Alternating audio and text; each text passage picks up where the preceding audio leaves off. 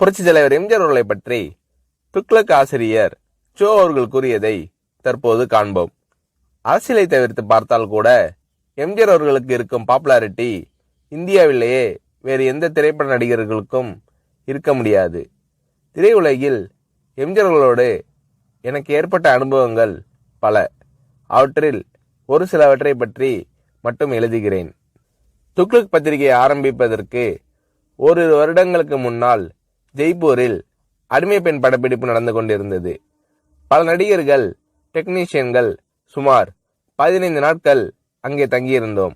ஒவ்வொருவரையும் எம்ஜிஆர் அவர்கள் அக்கறையுடன் கவனித்துக் கொண்டது போல் வேறு எந்த தயாரிப்பாளரும் தன் படம் சம்பந்தப்பட்ட எவரையும் கவனித்துக் கொள்வாரா என்பது சந்தேகம்தான். தங்கும் வசதி, சாப்பாடு எல்லாம் ஒவ்வொருவருக்கும் திருப்திகரமான முறையில் இருக்கிறதா இல்லையா என்பதை அவ்வப்போது எம்ஜிஆர் அவர்களே நேரில் கவனித்துக் கொள்வார். படப்பிடிப்பின் போது ஒரு சில நாட்கள் கடும் வயிற்று வலியால் நான் அவதிப்பட்ட போது எம்ஜிஆர் அவர்கள் என்னிடம் காட்டிய பரிவு என்னால் மறக்க முடியாது.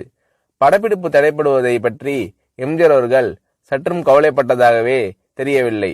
அதே சமயத்தில் சென்னையில் ஒரு வழக்கை நடத்துவதற்காக நான் ஆஜராக வேண்டியிருந்ததால் உரிய நேரத்தில் என்னை அனுப்பி வைப்பதற்கும் எம்ஜிஆர் அவர்கள் எடுத்துக்கொண்ட சிரமம் கொஞ்சம் நஞ்சமல்ல.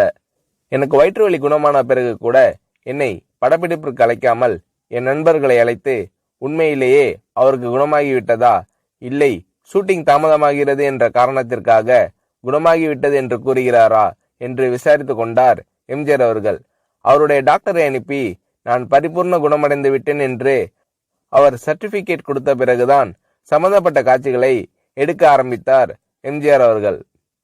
என் விஷயத்தில் மட்டும் இப்படி என்பதில்லை. எல்லா நடிகர்களுக்கும் டெக்னீஷியன்களுக்கும் ராஜ உபசாரம்தான். ஜெய்ப்பூரில் அடிமை பெண் படப்பிடிப்பு நடந்து கொண்டிருக்கும் போதுதான் அவருடைய 100வது படமான ஒளிவிளக்கு தமிழகத்தில் ரிலீஸ் ஆகிறது. நீங்கள் சென்னையில் இருந்தால் பெரிய விழாவாக நடத்திருக்கலாமே என்று நான் எம்ஜிஆர் அவர்களிடம் கேட்டேன். சிரித்துக்கொண்டு பேசாமல் இருந்து விட்டார் எம்ஜிஆர் அவர்கள். என்ன இருந்தாலும் ஒரு கதாநாயக நடிகருக்கு 100வது படம் என்பது ஒரு முக்கியமான மைல்கல். அதை இவர் எந்த விதத்திலும் கொண்டாடாமல் விட்டுவிடுகிறாரே என்ற எண்ணம் என் மனதை உறுத்தியது. ஒரு சிறிய அன்பளிப்பை வாங்கி ஒரு வாழ்த்து பத்திரத்தையும் எழுதி ஜெய்ப்பூர் வந்திருந்த அத்தனை டெக்னீஷியன்கள், நடிகர்களின் பெயரையும் குறிப்பிட்டு நானே கையெழுத்திட்டு எல்லோரது முன்னிலையிலும் எம்ஜிஆர் அவர்களுக்கு வாசித்தளித்தேன். அதை வாங்கி கொண்ட எம்ஜிஆர் அவர்கள், என்ன இது, காகிதத்திலேயே 2 பக்கமும் எழுதிட்டீங்க, நான் இதை 2 பக்கமும் கண்ணாடி போட்டு ஃப்ரேம் போட்டு வச்சிக்க போறேன் என்று கூறினார். நான் செய்த சிறு காரியத்திற்கு எம்ஜிஆர் அவர்கள் தெரிவித்த நன்றி மனப்பூர்வமானதாக இருந்தது. ஒரு முறை ஷூட்டிங்கிற்காக ஒகேனக்கல் சென்றிருந்தோம். நான் போய் சேரும்போது எம்ஜிஆர் அவர்கள் அவுட்டோர் லொகேஷனில் இருந்தார். நானும் அந்த காட்சிகளுக்கு தேவை என்று என்னிடம் கூறினார்கள்.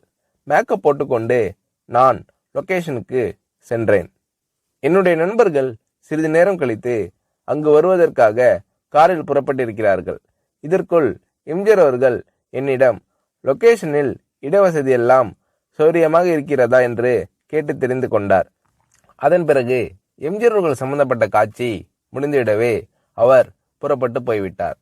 அவர் போகும் வழியில் என்னுடைய நண்பர்கள் காரில் எதிரே வந்து கொண்டிருந்திருக்கிறார்கள்.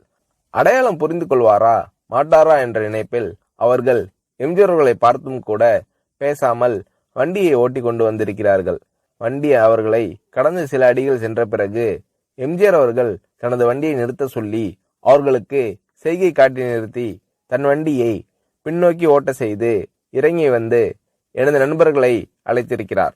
நீங்கள் எல்லாம் சோவின் நண்பர்கள் தானே, இடவசதி எப்படி இருக்கிறது, உங்களுக்கு போதுமா? சோவிடம் கேட்டால் அவர் எல்லாம் சரியாக இருக்கிறது என்று கூறி மழுப்பி விடுகிறார். ஏதாவது குறை இருந்தால் நீங்கள் சொல்லுங்கள் என்றெல்லாம் விசாரித்துவிட்டு அதன் பிறகுதான் மீண்டும் தன் வண்டியில் ஏறி புறப்பட்டு சென்றுள்ளார் எம்ஜிஆர் அவர்கள். மிக சாதாரண விஷயம் போல் தோன்றலாம், ஆனால் அந்த மாதிரி கேட்டிருக்க வேண்டிய அவசியமே எம்ஜிஆர் அவர்களுக்கு இல்லை. முகங்களை ஞாபகம் வைத்துக் கொள்வதில் எம்ஜிஆர் அவர்கள் வல்லவர். அதற்கு இன்னொரு உதாரணம்.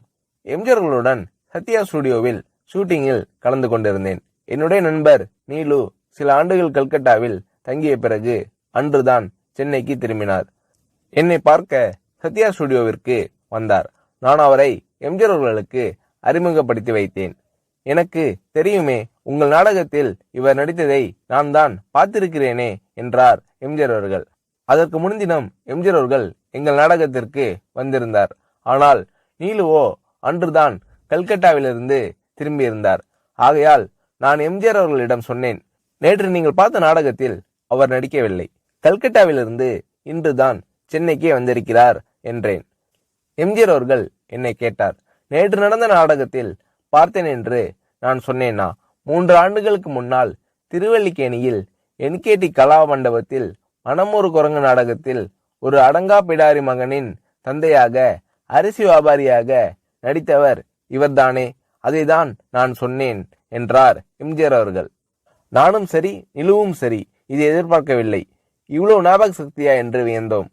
சினிமா நாடகங்கள், பொது நிகழ்ச்சிகள் என்று பல இடங்களில் பலரை சந்திக்கும் இந்த மனிதருக்கு இவ்வளவு கரெக்டா ஒரு முகத்தை ஞாபகத்தில் வைத்துக் கொள்ள முடிகிறதா என்று ஆச்சரியப்பட்டு போனோம். திரையுலகில் எம்ஜிஆர் அவர்களிடம் நான் கண்ட வேறொரு சிறப்பு, சினிமா டெக்னிக்குகளை அவர் கரைத்து குடித்திருந்த விதம். ஒரு நல்ல டைரக்டருக்கு வேண்டிய எல்லா தகுதிகளும் உடையவர் எம்ஜிஆர் அவர்கள் என்பதில் சந்தேகமே வேண்டாம்.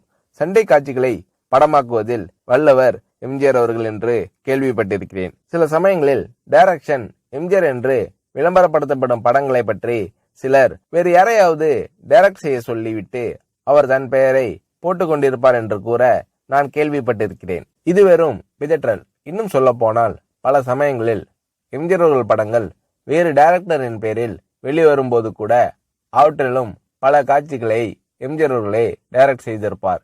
இதுதான் உண்மை.